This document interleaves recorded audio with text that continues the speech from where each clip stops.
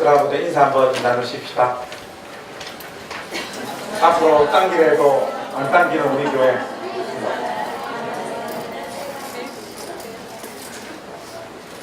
자, 수련회 간 사람 안 간 사람으로 오늘 교회를 한번 나누도록 하겠습니다. 수련회 가신 분들 손 한번 들어보세요. 좋습니다. 오고 싶었는데 못 온 사람들 있습니까? 여러분들은 그 정도로 봐드리도록 하겠습니다. 뭐 수련회 가서 이렇게 재미나게 잘 놀고 왔습니다. 내년 수련회는 우리 전 가족들 다 이렇게 참여하는 걸로 제가 머리를 썼습니다.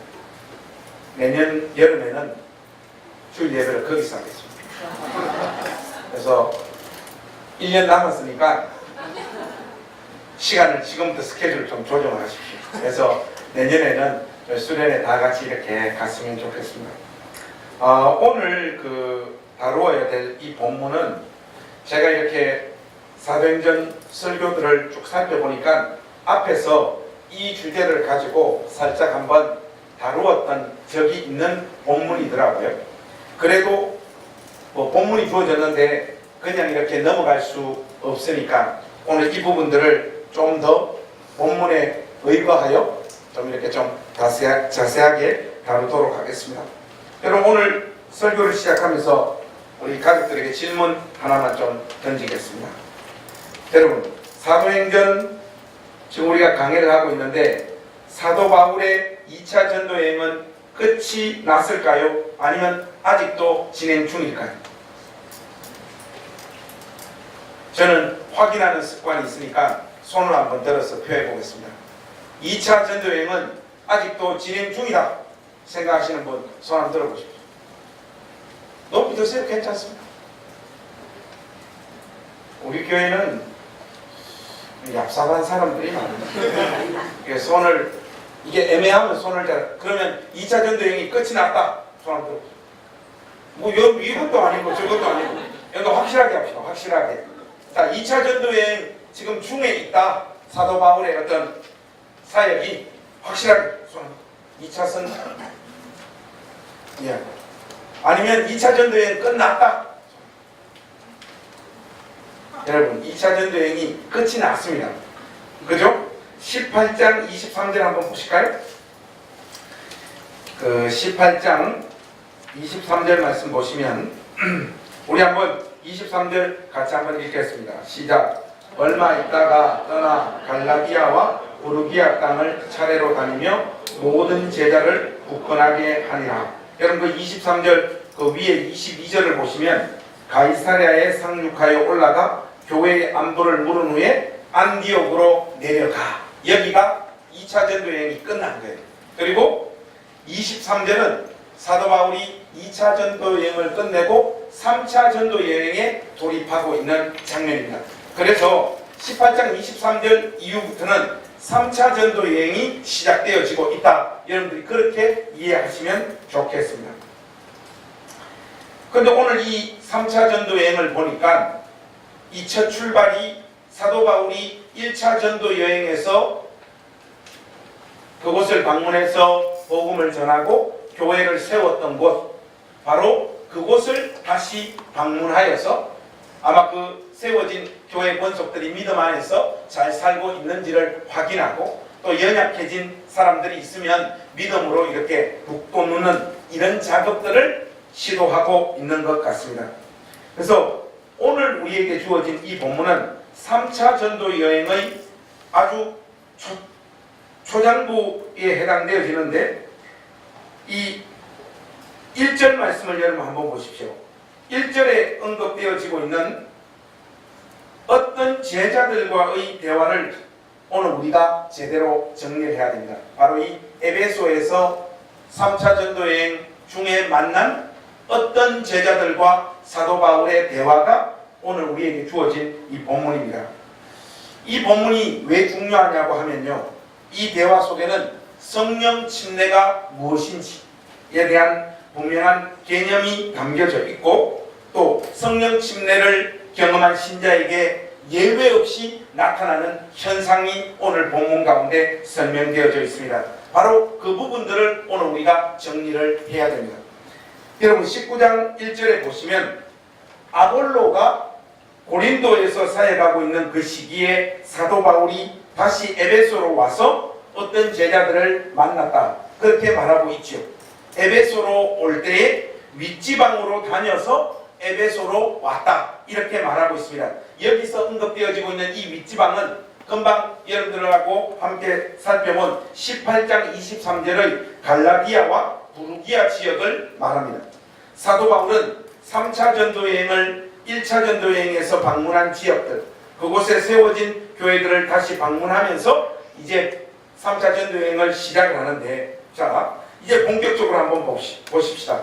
오늘 본문에서 바울은 에베소에서 어떤 제자들을 만납니다. 어떤 제자들, 이 사람들의 영적인 상태에 대해서 언급하고 있는데, 이들의 영적인 상태가 브리스길라와 아굴라가 아볼로의 설교를 처음 들었을 때 아볼로의 영적인 상태와 거의 대동소이했다, 본문이 그렇게 말하고 있습니다.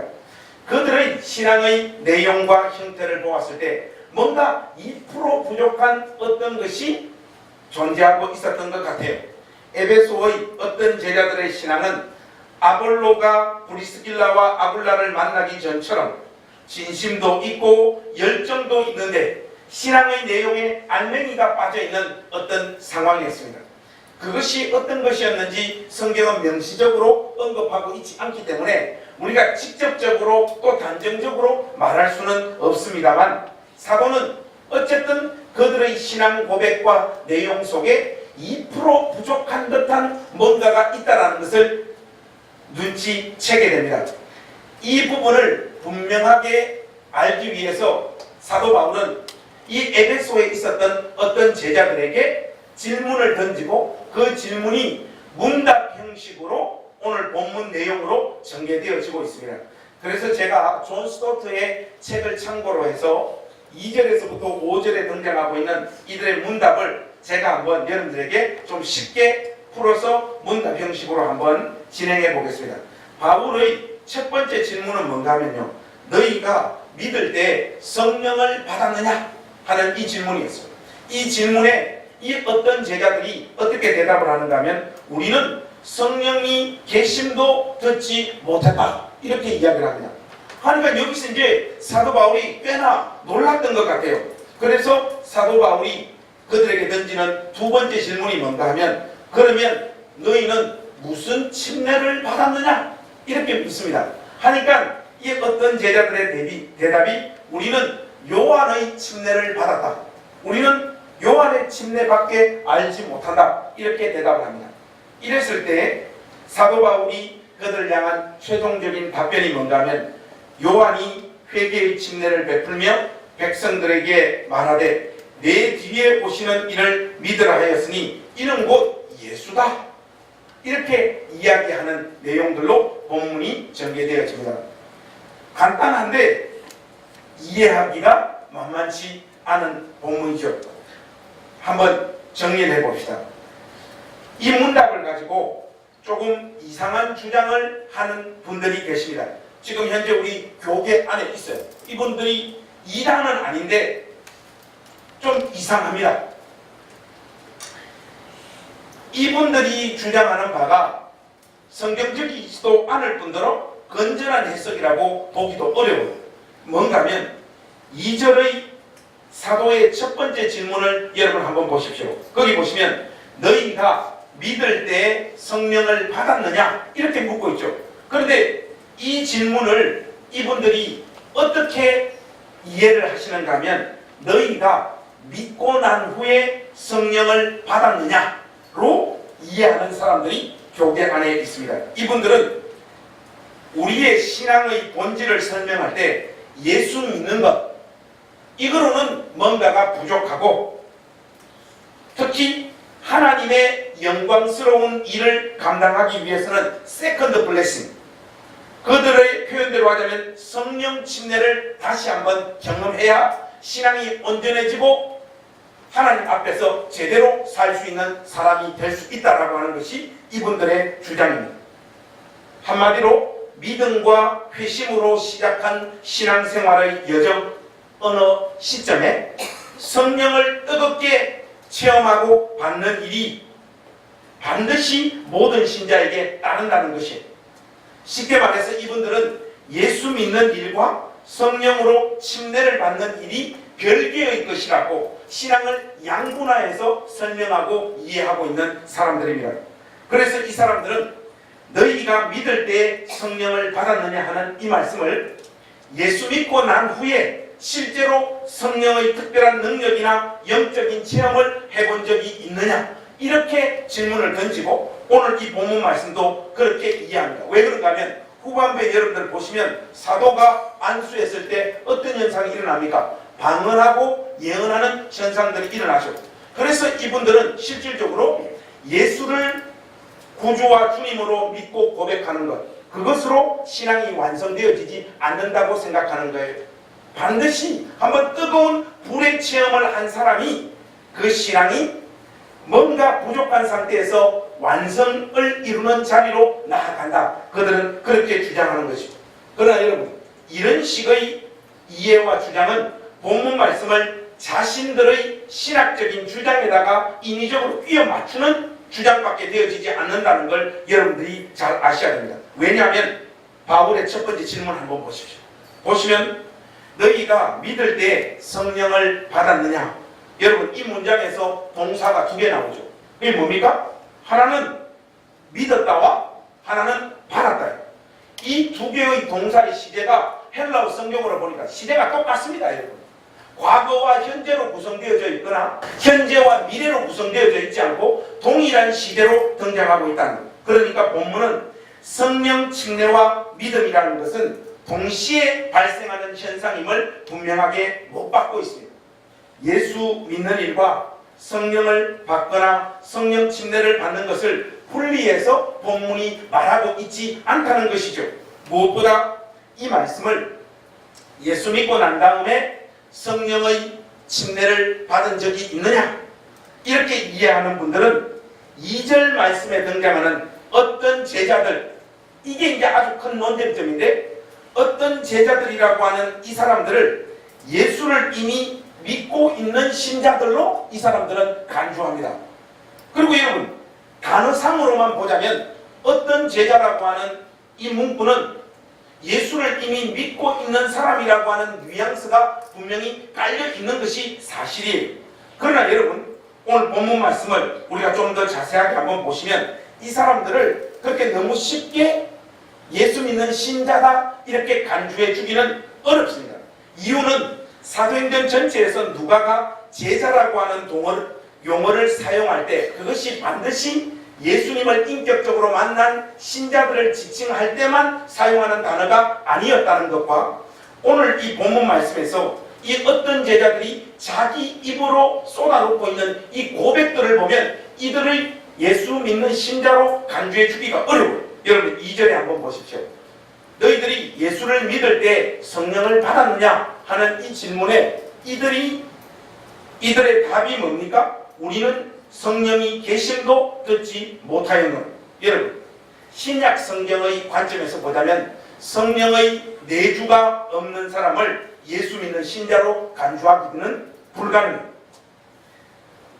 그들의 믿음과 신앙의 내용은 3절에도 나와 있듯이 요한의 침례만 경험한 사람들입니다. 결국 그들은 신약 성경의 의미에서 볼 때 신자로 인정하거나 간주해 주기가 어려워요. 일단 여기서 1차적으로 간략하게 첫 번째 질문에 대한 결론을 내리자면 너희가 믿을 때 성령을 받았느냐 하는 이 말씀을 예수 믿고 난 후에 또 다른 성령의 어떤 능력을 의미하는 성령의 침례를 또한 받았느냐로 이해하는 것은 성경적인 사고가 아니라는 것. 그리고 성령 침례와 예수 믿음은 동시에 일어나는 현상이라고 하는 것을 여러분들이 지식적으로 분명하게 1차적으로 정리해 놓으시기를 주님의 이름으로 부탁드립니다. 그리고 또 하나의 논쟁점을 더 살펴보십시오. 여러분 2절 말씀 또 한번 보십시오. 2절 말씀에 보시면 금방 그들이 쏟아놓았던 이 대답이죠. 아니라 우리는 성령이 있음도 듣지 못하였노라 고 말씀한 이 말씀을 한번 보세요. 에베소의 어떤 제자들의 이 말의 문자적인 의미는 뭡니까? 우리는 성령이 있다라는 것을 말도 아예 듣지 못했다. 성령이라고 하는 존재 자체가 우리에게는 금시초문이다. 문자적으로 보자면 이것은 분명히 그런 의미예요. 그러나 요한의 침례를 받은 사람들의 영적인 상태를 성령에 대해서 아예 한 번도 들어보지 못한 사람, 금시초문의 상황에 머물러 있던 사람으로 우리가 간주하기는 곤란해요. 왜냐하면 요한은 이미 자신의 사역을 이야기하면서 이미 성령 침례에 대해서 명확하게 가르쳤기 때문에 그렇습니다. 요한의 침례를 받거나 아는 사람들이 성령의 존재 자체로 들어보지 못했다고 하는 것은 말이 되어지질 않아요. 여러분 성경 한번 열어보십시다. 어디로 가시는가 하면 마태복음 3장 10절에서 11절 말씀 한번 우리 같이 한번 살펴보겠습니다. 마태복음 3장 10절에서 11절 말씀. 우리 소리내서 10절 11절 우리 한번 같이 한번 읽어보겠습니다. 시작. 이미 도끼가 나무 뿌리에 놓였으니 좋은 열매를 맺지 아니하는 나무마다 직접 불에 던지지리라. 나는 너희로 회개하기 위하여 물로 침례를 베풀거니와 내 뒤에 오시는 이는 나보다 능력이 많으시니 나는 그의 신을 들기도 감당하지 못하겠노라. 그는 성령과 불로 너희에게 침례를 베풀 것이죠. 여러분 이게 침례 요한이 그의 제자들에게 침례를 주면서 외쳤던 메시지예요. 명확하지 않습니까? 이 말을 볼 때 요한은 분명히 예수님께서 성령과 불로 침례를 베풀 것을 그의 제자들에게, 그에게 침례를 받은 사람들에게 명확하게 예언하며 가르쳤던 것이 틀림없습니다. 그러므로 오늘 본문에 등장하는 어떤 제자들이 성령이 있음도 듣지 못했노라고 이렇게 말하는 것은 우리가 성령에 대해 아예 들어보지도 못했다라고 하는 말로 이해하면 곤란합니다. 이 말씀은 침례 요한이 예언한 그 성령이 실제로 오셨는지, 오셨다면 어떤 현상을 동반하며 어떤 모습으로 이 땅 가운데 왔는지에 대해서 우리는 경험하거나 체험하거나 들어보지 못했습니다 하는 고백으로 이해하고 받아들이는 것이 훨씬 더 정확하고 합당한 해석이라고 할 수 있습니다. 한마디로 그들은 요한의 침례만 알고 있었던 사람들입니다. 여러분 요한의 침례라고 하는 말은 회개의 침례를 말합니다. 회개라고 하는 것은 자신의 죄를 정직하게 인정하겠다라고 하는 표현이지 또 다짐이지 회개 자체가 구원을 확보하지 못한다는 사실을 여러분들이 분명히 하셔야 됩니다. 회개한 심령에 의롭다고 선언하시는 분이 예수 그리스도이심을 무엇보다 그 그리스도를 인격적으로 만나지 못한 사람은 회개가 지향하는 참된 종착역에 이르지 못한 사람들입니다. 분명히 여러분들에게 제가 다시 한번 말씀드리겠습니다. 요한의 침례는요, 구원을 담보하거나 완성하는 침례가 아닙니다. 요한 자신의 가르침을 보더라도 명확한 것은 침례 요한에게 나아오는 자들은 요한이 베푸는 그 침례에 머물러서는 안 되고 예수 그리스도께로 나아가야 됩니다. 이것이 침례 요한의 메시지의 핵심이에요. 하여 요한의 회개만 안다는 이 말은 그들이 자기들이 죄를 회개했기에 죄인이며 그 죄 가운데 있다는 것을 분명히 인식하고 있는 사람들이고 또 그 메시아가 불과 성령으로 침례 주실 것도 이들은 알고 있고 또 그 메시아를 대망하고 살았던 사람들이지만 그 메시아 바로 그분이 사도들이 먼저 인격적으로 만나고 경험한 예수 그리스도이심은 그들은 아직 모르는 상태에 머물러 있었던 사람들이고 인격적으로 이 예수님을 만났던 사람들도 아직 아닌 상태에 머물러 있었던 사람인 것이죠. 바울은 에베소에서 만난 어떤 제자들의 이런 대답을 듣고 그들의 영적인 상태를 정확하게 파악합니다. 그들에게 이제 참된 복음이 필요하다는 것을 알고 4절 말씀을 전거하는데 여러분 4절 말씀 한번 보십시오. 4절 말씀을 보시면 사도가 그들에게 참된 복음을 전도하면서 사용하고 있는 도구가 뭡니까? 침례 요한의 설교예요. 그래서 여러분 4절 말씀 보시면 이런 문구가 나와 있죠. 내 뒤에 오시는 이를 믿으라 하였으니 이는 곧 예수라. 한마디로 사도 바울은 침례 요한이 외쳤던 메시지를 가지고 어떤 제자들에게 복음을 전가하고 있어요. 그런데 제가 성경을 이잡듯이 잡아봐도 침례 요한이 이런 말을 한 적이 없어요, 여러분.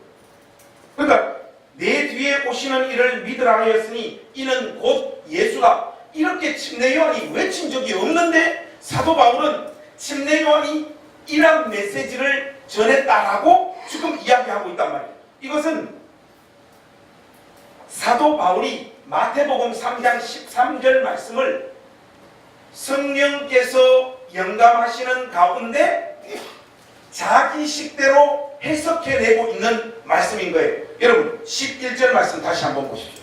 11절 말씀 마태복음 3장 11절 이 부분이 좀 중요합니다. 3장 11절 말씀 우리 한번 한 목소리로 더 한번 읽어보겠습니다. 시작. 나는 너희로 회개하기 위하여 물로 침례를 베풀거니와 내 뒤에 오시는 이는 나보다 능력이 많으시니 나는 그의 신을 들기도 감당하지 못하겠노라. 그는 성령과 불로 너희에게 침례를 베풀 것이요. 이렇게 말하고 있지. 금방 우리가 읽은 사도행전 19장 본문에서 예수를 믿어라 이렇게 침례 요한은 직접적으로 예수님의 이름을 언급해서 말한 적은 없어요.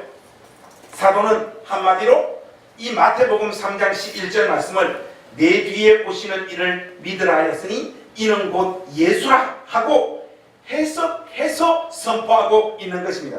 이게 왜 중요하냐 하면 사도 바울의 분명한 인식을 우리가 알 수 있기 때문입니다.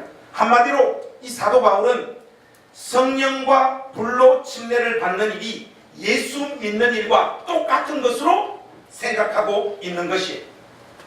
바울이 에베소의 어떤 제자들에게 분명히 전하고 싶은 요지는 바로 이것입니다. 요한의 침례는 예비적인 것이요, 또 요한의 침례만 받은 사람은 구원받을 수 없기에 예수님을 영접하기 위한 예비 차원의 단계에 머물러 있었던 요한의 침례에만 머물지 말고 예수님을 믿고 주 예수의 이름으로 침례를 받으라. 이것이 사도 바울의 메시지의 핵심입니다. 그 일이 이루어져야 비로소 침례 요한이 외쳤던 메시지의 궁극적 완성이 확보되어지는 것이니까요. 사도 바울의 가르침을 받은 에베소의 제자들은 결국 요한의 침례를 넘어 주 예수님의 이름으로 침례를 받는 자리로 오늘 나아가는 것을 오늘 우리가 이렇게 확인할 수가 있습니다. 여러분, 오늘 이 본문 말씀을 우리가 대략적으로 이렇게 정리를 했는데요. 오늘 본문 말씀은 우리 행신침례교회 가족들에게 아주 중요한 메시지를 하나 던지고 있다고 제가 확신합니다. 그게 뭔가 하면 교회에는요, 오늘 본문에서 말하고 있는 어떤 제자들처럼 신자와 유사하지만 진짜 신자로 인정하거나 간주해 줄 수 없는 사람들이 교회 안에 아주 많이 자리를 잡고 있고 오늘 이 예배 시간에도 있다는 것, 이것이 아주 중요합니다. 여러분들이 생각할 때 우리 시대의 땅끝은 어디입니까? 어떤 분들은 이스라엘이 땅끝이라 해가지고 이스라엘은 백투더 예루살렘 해가지고 많이 하는데 또 아프리카다 이야기를 하는데 전부 다 부질없는 해석들이고요. 저만의 해석을 제시하겠습니다. 오늘날의 땅끝은 예배당 아니에요. 여기에 회심하지 못하고 어떤 제자들처럼 신자 비슷한 영적인 상태에 머물러 있고 회심하고 중생해서 지옥의 권세에서 해방되어지지 못한 almost Christian, 거의 그리스도인이 된 단계 안에 머물고 있는 자들이 교회 안에 많이 있다는 걸 여러분들이 두렵고 떨리는 마음으로 인정을 하시고 이 메시지 앞에서 여러분 영혼을 뒤돌아보는 복된 시간이 되시기를 우리 주님의 이름으로 부탁합니다. 자기가 안 믿는 사람이라는 것을 자기는 알아요. 또 자기가 믿고 있다라고 착각하고 있는 사람도 예배당 안에는 꽤 많습니다. 그리고 가장 많은 부류는 뭐냐? 자기가 믿고 있는지 안 믿고 있는지 그게 헷갈린다라고 고백하는 사람들도 교회 안에는 많이 있습니다. 여러분들에게 신약 성경에 근거하여 분명히 증거하며 선포하겠습니다. 참된 신자는 자기가 예수를 믿고 있다는 것을 명확하게 확신할 수 있고 분명한 지식을 가질 수 있습니다. 그리고 그는 자기 자신이 하나님의 은혜로 말미암아 구원받은 주의 백성이라고 하는 이 사실을 분명하고 그 어떤 주장 앞에서도 명확하게 자기의 신앙 고백을 할 수 있을 뿐만 아니라 죽어 눈이 떴을 때 천국에서 나는 눈을 뜰 수 있다라고 하는 분명한 확신을 가질 수 있다는 것이 신약 성경의 가르침입니다. 그러므로 자기가 안 믿는 사람인 것을 알고 있든지 자기가 믿고 있다라고 착각하고 있는 사람이라든지 또는 믿고 있는지 안 믿고 있는지 그것조차 헷갈리고 자기의 믿음의 상태를 잘 모르겠다라고 하는 사람은 죽어서 눈이 떴을 때 그곳이 지옥이 될지 영원한 하나님 나라가 될지 저도 담보할 수 없습니다. 20세기 최고의 설교자로 손꼽히는 마틴 로이드 존스에게 기자가 이렇게 물었어요. 웨스트민스터 채플에서 마지막으로 전도 집회를 가진 때가 언제입니까? 이렇게 물었는데 로이드 존스의 대답이 의미심장해요. 나는 매 주일마다 전도 집회를 가집니다. 이렇게 답을 합니다. 이것은 농담 섞인 답변이 아니었어요. 신학생들에게 목회 사역을 말하면서 로이드 존스가 항상 했던 말이 있습니다. 그게 뭔가 하면 매주일마다 개교회에서 적어도 한 번 복음 전도 집회를 가져야 된다. 이것이 로이드 존스의 아주 중요한 신학적 소신이었어요. 로이드 존스가 왜 이런 이야기를 하고 있는가 하면 이미 간파하고 있는 겁니다. 예배당 안에 어떤 신자의 수준에 머물러 있는 거의 그리스도인이 되었지만 참된 그리스도인은 되지 못한 구원의 문제에 있어서 명확한 해결함을 자기 영혼에 맛보지 못한 자들이 많이 있다는 것을 로이드 존스가 간파하고 있는 것입니다. 이 메시지와 함께 로이드 존스의 편견을 한번 읽어보면 아주 이 재미난 일이 하나 벌어집니다. 그게 뭔가 하면 로이드 존스의 목사님 사모님의 이야기인데 이런 고백을 합니다. 로이드 존스가 가장 첫 번째 목회지에서 목회할 때 사모님이 이런 고백을 해요. 여러분 한번 들어보세요. 에버라본 시절 초기 회심하는 사람들을 보노라면 나는 기뻤다. 술주정뱅이를 비롯해 악하게 살던 사람들이 회심했다. 형태도 가지각색이었고 배경뿐 아니라 나이도 저마다 달랐다. 이들을 보노라면 즐거웠고 부럽기까지 했다. 이들의 빛나는 얼굴과 변화된 삶을 보노라면 나도 술주정뱅이였거나 그보다 못한 사람이었다면 회심의 기쁨을 맛볼 수 있었으리라는 생각이 이따금 들기도 했다. 나는 언제나 그리스도인이었기에 내게 회심이 필요하거나 내가 이미 얻은 것들 외에 달리 무엇을 더 얻을 수 있다고는 꿈에도 생각하지 못했다. 에버라본 시절 처음 2년 동안 그러니까 목회를 시작하고 첫 2년 동안 하나님은 마틴의 주일 아침 설교를 은혜롭게 사용하셔서 나의 눈을 열어 나 자신과 나의 필요를 보게 하셨다. 무슨 말인가 하면 목사 부인이 돼서 개척을 시작한 그 시점에서조차도 로이드 존스의 부인은 실질적으로 회심하지 못한 almost Christian 거의 그리스도인인 상태에 자기 영적인 상태가 머물러 있었음을 지금 고백하고 있는 말입니다. 나는 드디어 알게 되었다. 마틴의 설교를 통해서 나는 내 죄가 용서받았고 내 영혼에 하나님의 평화가 드디어 깃뜸을 맛보았다. 이거 우리 집사람은 이거 어떤지 모르겠네요.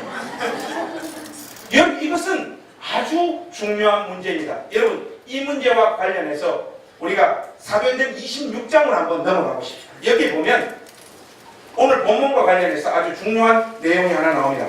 여러분 사도행전 26장 15절에서 29절 한번 가보십시오. 사도행전 26장 15절에서 29절. 여러분 그 내용을 여러분 눈으로 한번 쭉 읽어보십시오. 여기에 우리가 주목할 만한 사건이 하나 등장하죠. 사도 바울은 지금 시행하고 있는 이 3차 전도여행이 끝나고 난 다음 에베소에서 어디로 올라가는가 하면 예루살렘으로 올라갑니다. 올라갔다가 붙잡힙니다. 그 유대인들의 중상과 모함 때문에 감옥에 수감되어져서 2년 동안 감방 생활을 합니다. 그리고 2년 동안의 감옥 생활을 하고 난 다음 사도 바울은 재판을 받게 되는데 사도 바울을 재판하는 사람이 누군가 하면 베스도와 아그리빠 왕이에요. 근데 이 베스도와 아그리빠 왕이 사도 바울에게 자기를 변론할 수 있는 기회를 한번 줍니다. 그때 사도 바울이 뭘 이야기하는가 하면 나도 바리새인으로 태어났고 무엇보다 그 바리새인들이 믿었던 율법의 체계 가운데 예수 믿는 자들을 아주 극심하게 핍박하는 사람이었는데 다메섹 도상에서 예수 그리스도를 인격적으로 만나서 자기가 이렇게 완전 새로운 사람이 되었다라고 하는 자기의 삶의 이력을 간증할 뿐만 아니라 그 변론의 기회를 얻어서 그 자리에서 예수 그리스도의 죽으심과 부활을 이 베스도와 아그리빠 왕에게 선포를 합니다. 할 때 이 이야기를 듣고 이 베스도는 여러분 24절 한번 보세요. 24절에 베스도 총독은 사도 바울의 이 고백을 참지 못하고 사도 바울을 향해서 뭐라고 이야기하는가 하면 내 많은 학문이 너를 미치게 하겠다. 그런데 반면에 바울이 전한 복음 메시지를 들은 아그리빠 왕은요 베스도와 같이 이렇게 완악한 반응을 보이지 않습니다. 뭐라고 이야기하는가 하면 여러분 28절에 나와 있잖아요. 한번 28절 같이 한번 읽어보실까요? 시작. 나를 권하여 그리스도인이 되게 하려 하는도다. 여러분 우리 개정 성경에는 이렇게 나와 있는데 킹 제임스 버전이 참 좋아요. 킹 제임스 버전이 이 부분을요 정말 오늘 설교와 관련해서 너무 의미심장하게 번역을 하고 있어요. 부서지는 발음이지만 영어로 한번 읽어드리겠습니다. Then Agrippa said to Paul, You almost persuaded me to become a Christian. 그때 아그리빠가 바울에게 말하기를 네가 나를 설득시켜 그의 그리스도인이 되게 하는도다. 그렇게 이야기합니다.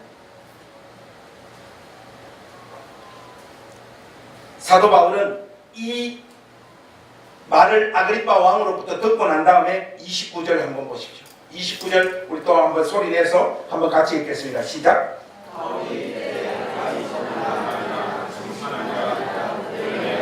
듣는 모든 사람도 다 이렇게 결박된 것 외에는 나와 같이 되기를 하나님께 원하나이다. 여러분 이 말은 다른 의미가 아니에요. 왕이요 나는 당신이 그의 그리스도인이 아니라 나처럼 참된 그리스도인이 되기를 원합니다 하는 메시지입니다. 오늘 이 본문에 등장하는 아그리빠 이 왕, 이 사람은요 참된 그리스도인은 아니었지만은 그리스도인처럼 보이는 그의 그리스도인이 될 법한 사람이에요. 여러분 26절에 보시면요 아그리빠는 예수님과 그분이 행하신 십자가 사역과 부활에 대해서 알고 있습니다. 지식적으로 알고 있어요 이 아그리빠 왕은. 그리고 27절 말씀을 보시면 구약 역사와 선지자가 전가한 메시아에 대한 예언에 대해서도 상당한 지식을 가지고 있던 사람임을 우리가 추정할 수 있습니다. 더욱이 이 아그리빠 왕은 베스도 총독과는 달리 사도 바울이 전한 복음 설교를 통해서 깊은 감동을 체험했던 사람입니다. 그럼에도 불구하고 그는 그리스도인이 아니었습니다. 그냥 그의 그리스도인인 상태에 머물러 있었던 불쌍한 영혼입니다. 제가 이 부분과 관련해서 여러분들하고 나누고 싶은 이야기가 하나 있는데 14년 만에 영국에서 제가 공부하고 와서 그 집에 같이 살았던 형님이 이번에 저희 집에 와서 여름에 하루 자고 갔습니다. 우리 집에서 영국에서 같이 살 때 있었던 형님인데 이분이 그 원광대학교 국문과 출신입니다. 근데 처음에 만났을 때 아니 국문과 출신이 영어까지 왜 하냐고 하니까 영어 공부하러 갔다는 거예요.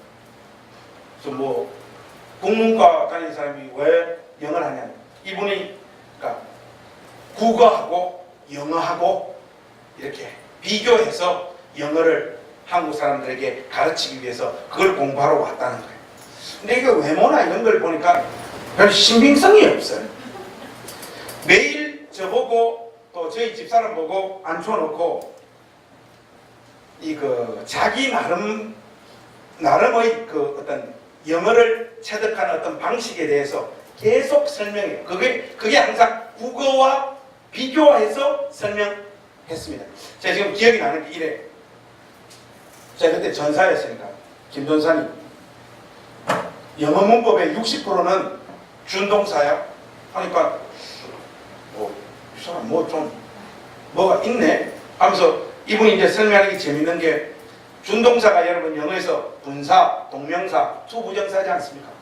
그러니까 가만 보면 이 분사는 현재성 필링이 나고 이 동명사는 과거성 필링이 나고 투부정사는 미래성 필링이 나 하면서 이분이 들었던 그 문장이 있어요. A chair to sit on 하면 앉을 의자, 니얼로 해줘야 돼. 미래성 필링이 나. 이런 식으로 문법을 설명했는데 이분의 치명적인 문제점이 뭐냐? 영어를 못한다는 거예요. 그냥 영어 병신이에요. 우리의 또 오늘 이 행신교회 예배당에 앉아있는 여러분의 상태가요, 예수 그리스도의 십자가와 부활에 관한 지식을 알고 있고요, 죄를 회개해야 된다는 것도 알고 있고요, 찬송 부르며 눈물을 흘린 적도 있고요, 지적으로 나는 믿는 사람이라고 그 사실을 동의해본 경험도 있고요, 또 말씀대로 살려고 몸부림쳐봤던 경험도 있는 사람인데 그럼에도 신자가 아닌 사람이 있을 수 있다는 것. 이 메시지 앞에서 저나 여러분 모두가 두렵고 떨리우는 마음으로 이 시간 하나님 앞에 서야 될 줄로 믿습니다. 대부분의 설교자들이 느끼는 좌절이 하나 있죠. 그게 뭔가 하면 아무리 설교를 하고 외쳐도 성도들이 하나님 말씀대로 살고 그 모습이 변하지 않더라는 거예요. 자, 이 시간 우리 이 사실 한번 확인해 봅시다. 여러분 2명씩 한번 짝을 한번 쥐어보세요. 여러분 옆에 사람한테 한번 물어보세요. 예수 믿고 내가 좀 변한 것 같아? 그렇게 한번 물어보세요. 제가 이거 해봤습니다. 우리 지우하고도 해봤고 우리 사람하고도 해봤어요. 여보, 내 예수 믿고 좀 변한 것 같아? 하니까 천만의 말씀. 근데 여러분 설교자가 설교를 하면서 성도들이 하나님 말씀대로 변하지 않는다는 경험들을 너무너무 많이 해요. 정말 변하지 않아도 어느 정도로 안 변하느냐? 악착같이 안 변해. 여러분들 결심한 것 같아요. 근데 예수 믿고 나는 절대로 안 변하리라, 이걸 결심하고 살아가는 사람, 거기보다 좀 더 악한 사람은 이렇게 이쪽 방향으로 이렇게 좀 성화가 되어져야 되는데 그것보다도 거꾸로 성화가 되는 사람이 있습니다.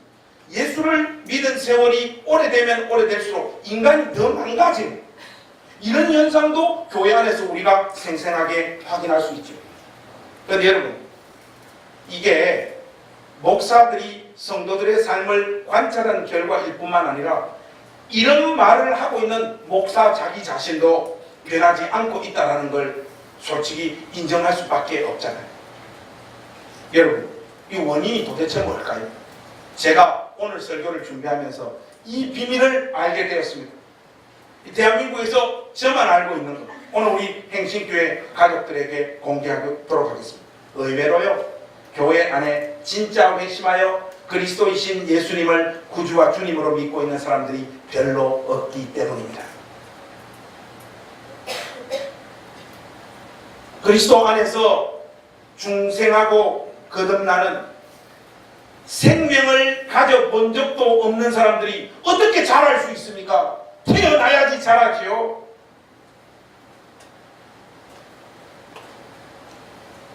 아바 서원에서 나온 뜻밖의 회심이라고 하는 이 책에 보면 여자 교수가 있는데 이 여자 교수가 레즈비언이에요. 이 동성애를 하는 교수가 예수님 안에서 예수님 인격적으로 만나고 진짜 변화합니다. 변화하는 책들을 쫙 써내려간 이 책인데 이 레즈비언 교수의 고백을 여러분 한번 들어보십시오. 한 3문장만 제가 빼왔는데, 첫 번째, 회심은 내 삶을 조율하는 과정이 아니라 내 영혼과 인격을 샅샅이 조명하는 고되고도 치열한 과정이다. 그러니까 오늘날 복음주의권 교회의 가장 큰 실책은 뭔가 하면 예수 믿고 신자가 되는 과정을 너무 쉽게 그 절차를 간소화해버렸다는 거예요. 그 입속에 있는 단순한 신앙 고백, 나 예수님 사랑합니다, 예수님 믿습니다 하면 그 사람을 그냥 신자로 간주해버리는 분위기들이 교회 안에 너무 팽배하다. 그런데 이 레즈비언 교수의 고백을 들어보면 내 영혼과 인격을 샅샅이 조명하는 고되고도 치열한 과정이었다는 거예요. 여러분, 제가 오늘 이 메시지를 여러분들에게 전하지만 함부로 여러분이 참된 신자인지 가짜 신자인지 판단할 능력과 자격이 저에게는 없습니다. 없습니다만은 예수 믿기 전의 여러분들의 과거의 삶에 대해서 떼굴떼굴 구우면서 애통하면서 여러분들이 살아왔던 전생애가 십자가 앞에서 정말로 더럽고 추악한 죄로 다 구성되어져 있다고 하는 이 처절한 인식 없는 상황에서 고백되어지는 예수 믿습니다고 하는 고백은요, 가짜일 가능성이 많아요. 두 번째로 이 교수가 토해놓는 고백이 이겁니다. 성경에 묘사된, 그리고 내가 실제로 경험한 혹독한 회심의 과정을 고려할 때 지금의 복음주의 문화가 정형화시킨 믿음은 손쉬운 것이라는 생각이 가져올 수도 있을 결과를 생각하면 두려운 마음이 든다는 거예요. 교회 안에 그냥 교회 나오고 간단한 신앙 고백이 있을 때 그 사람을 참된 신자로 인정해줘서 침례를 줘버리는 일들이 교회 안에 너무 횡행하다. 우리 행신교회 얼마나 위대한 교회입니까? 올해 침례받은 사람이 한 명도 없습니다. 아무나 침례를 안 주기 때문에 그래요. 그게 아니라 사실은 신청자가 하나도 없었어요. 근데 여러분, 이것도 결과적으로 우리가 비록 1년 개척한 지 1년 반 된 교회이긴 하지만 무엇을 보여줍니까? 이 교회 안에 그리스도 밖에서 살다가 실질적으로 회심하여 주님을 만난 사람들이 거의 우리 눈에 보이지 않는다는 거 아닙니까? 세 번째로 이 교수의 고백은 이런 고백이에요. 목적에 이끌리는 선교운동은 회심의 과정을 몇 마디 주문을 없는 것으로 끝나는 마법의 과정처럼 만들어 놓았다. 이건 아마 직접적인 언급은 없지만 세들백교의 릭 워렌을 돌려까게 하고 있는 말인 것 같아요. 이 사람의 입장에서 볼 때는 빌 하이벨스나 세들백교의 목사님의 어떤 구도자 예배를 통해 가지고 너무 쉽게 예수를 믿게 하는 여기에 대한 어떤 반발로서 고백되어지는 말인 것 같습니다. 실제적으로 릭 워렌이나 빌 하이벨스식의 교회 운영과 신자됨으로 인정해주는 이런 방식의 고전적인 인물은 누군가 하면 찰스 핀입니다. 이 찰스 핀의 복음전도 사역을 보면요, 마치 이런 거와 똑같습니다. 여러분, 군대에 가면 쪼꼬바이 준다고 해놓고 다 침례 줘버리잖아요. 세례 줘버리잖아요. 그래서 하루에 3,000명이 회개했다는 거예요. 여러분, 제대하면 아예 교회를 안 가는데 그게 무슨 회심이에요. 그리고 아무리 군발이들 침례고 세례라고 하지만 어떻게 쪼꼬바이 주는 걸로 꼬셔가지고 세례를 줘서 예수 믿은 사람들의 숫자를 그렇게 늘리는 짓들을 교회가 하냐 말이에요. 근데 이 찰스 피니가 고전적으로 보면 이렇습니다. 사람들 불러 모아서 찬송 부르고, 자, 예수 믿는다고 말하십시오 하면 아멘 하면 당신은 신자입니다, 이렇게. 근데 찰스 피니가요, 죽으면서 눈물을 흘리면서 절절하게 고백하는 거예요. 자기의 복음 선포를 통해서 예수 믿었던 대부분의 사람들이 세월을 이기지 못하고 전부 다 신앙에서 떠나가더랍니다. 여러분, almost 크리스찬이 견뎌내지 못하는 게 하나가 있습니다. 그게 뭔가 하면 세월과 시간. 믿는 척 하는데요, 시간의 흐름 속에 대부분 다 결국은 예수님을 따르는 이 신앙의 길에서 이탈한다는 사실을 여러분들이 기억하셔야 됩니다. 여기 지금 앉아있는 우리 행신침례교회 가족들도 마찬가지입니다. 멀쩡히 우리와 함께 주님을 믿고 주님을 찬양하고 예배했던 어떤 사람이에요. 인생의 어떤 시점에 자기가 경험하는 좋은 일이든지 부정적인 일이든지 그 사건으로 인해서 신앙을 버리는 일들이 실제적으로 일어날 수 있다는 거예요. 이 사실 앞에 우리 행신교회 가족들 두렵고 떨리는 마음으로 혹시 내가 오늘 본문에서 말하고 있는 어떤 제자, 거의 그리스도인이 된 그 상태에 머물러 있는 사람은 아닌지 이 사실을 두렵고 떨리는 마음으로 점검하는 복된 주일이 되시기를 우리 주님의 이름으로 부탁합니다.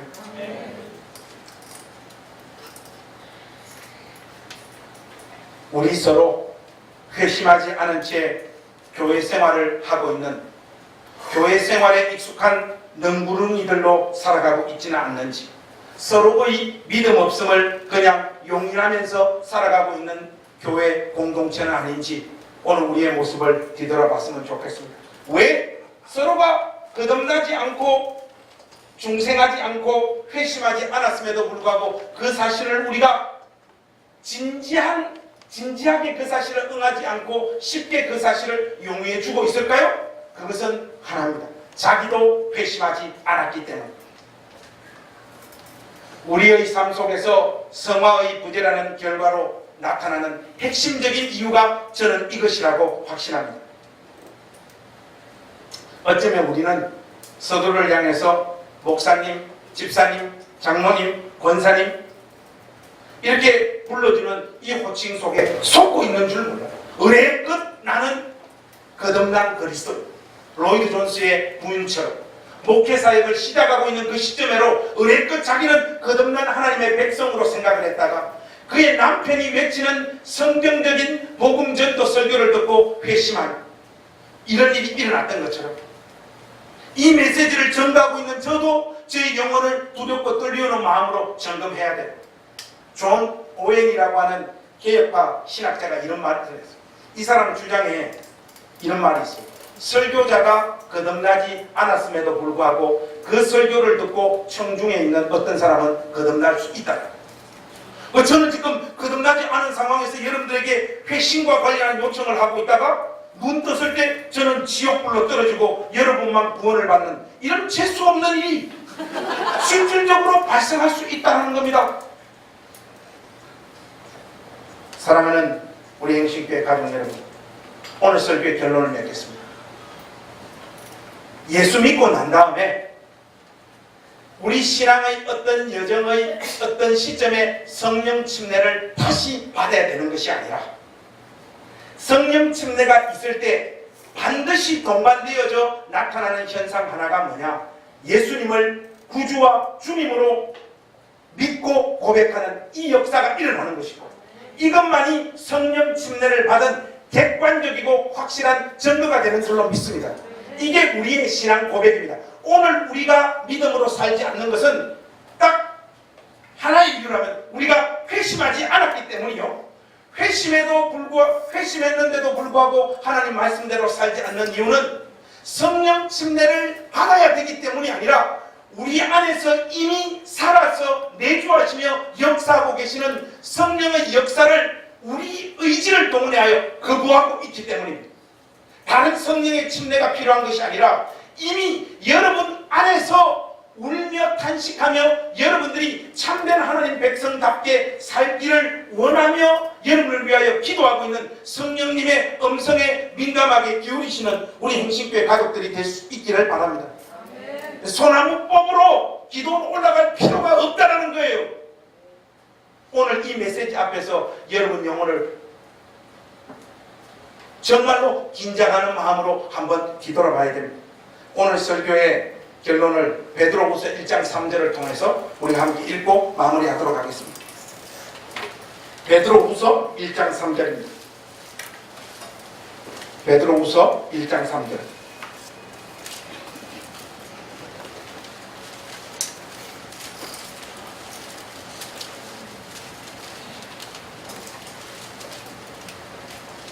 저는 오늘 설교의 결론이 이 말씀이라고 생각해요.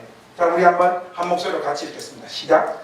그의 신기한 능력으로 생명과 경건에 속한 모든 것을 우리에게 주셨으니 이는 자기의 영광과 덕으로서 우리를 부르신 이를 알므로 말미암음이라. 아멘입니까? 여러분, 그의 신기한 능력으로 생명과 경건에 속한 모든 것들이 이미 여러분들 가운데 허락되어져 있다라고 하는 이 말씀을 붙잡으십시오. 다른 불침내와 다른 뜨거운 어떤 경험을 갈망하거나 소망하지 마시고 이미 여러분 안에 내주하고 계시는 성령의 음성에 귀를 기울이시든지 아니면 내 안에 사실은 내주하시는 성령이 없다라고 하는 사실을 명확하게 인지하시고 하나님 앞에 눈물로서 여러분들의 중생과 회심의 은혜를 구하는 믿음의 사람들이 되실 수 있기를 우리 주님의 이름으로 축복합니다. 기도하겠습니다. 여러분, 개척하고 한 번도 여러분에게 이런 메시지를 제가 전가한 적이 없었는데 오늘 이 시간 우리 가족들에게 초청하고 싶습니다. 사랑하는 우리 행신교회 가족 여러분, 오늘 이 메시지 앞에서 목사님, 아무래도 저는 거의 그리스도인이 된 상태에 머물러 있는 사람인 것 같습니다. 제가 중생하고 회심해서 참으로 하나님 백성이 됐다라고 하는 이 사실을 확신할지도 못할 뿐더러 그 사실을 생각할 때 내 영혼이 두렵습니다 하시는 분들 그 자리에 일어나시고 나머지 분들 우리 함께 기도하십시오. 그 자리에서 일어나십시오. 괜찮습니다.